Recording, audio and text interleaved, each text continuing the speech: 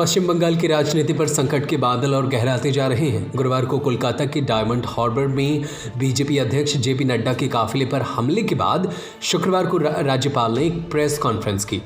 इसमें गवर्नर जगदीप धनखड़ ने राज्य की सीएम ममता बनर्जी से अपील करते हुए कहा, आप अगर संवैधानिक राह से भटकते हैं तो मेरा दायित्व की शुरुआत होती है।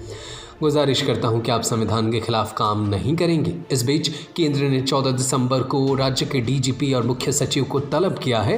राज्यपाल घटना पर अपनी रिपोर्ट भी भेज चुके हैं। ऐसे में सवाल उठने लगा है कि क्या राज्यपाल राज्य में राष्ट्रपति शासन की सिफारिश करने वाले हैं। प्रेस से बात करते हुए राज्यपाल ने कहा कि भारत के संविधान की रक्षा करना मेरा जिम्मेदारी है। राज्य में कानून व्यवस्था की हालत बहुत ख़राब है। बंगाल में संविधान की मर्यादाएं टूट रही हैं।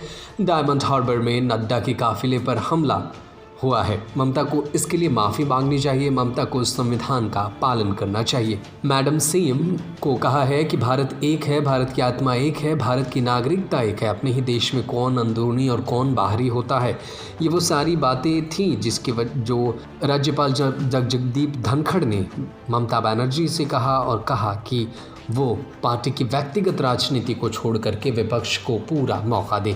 बीजेपी नेताओं पर हुए पथराव के अलावा कार्यकर्ताओं पर लाठी डंडे से भी हमले किया गया।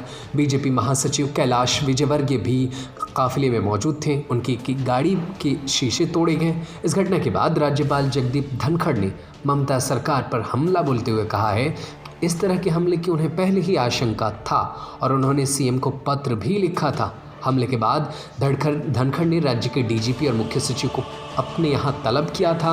मुलाकात के बाद धनखड़ ने फिर से ट्वीट किया, अफसोस है कि दोनों ने बीजेपी अध्यक्ष जेपी नड्डा के काफिले पर हुए हमले की घटना पर मुझे कोई जानकारी नहीं दी।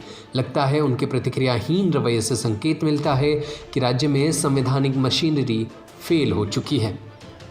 और इसके बाद से अब बंगाल की सियासत में एक नया रुख लेने जा रहा है। आज ही कोलकाता से लौटे जेपी नड्डा के बाद से अब अमित शाह एक बार फिर से बंगाल की 2 दिन के दौरे पर जाने वाले हैं।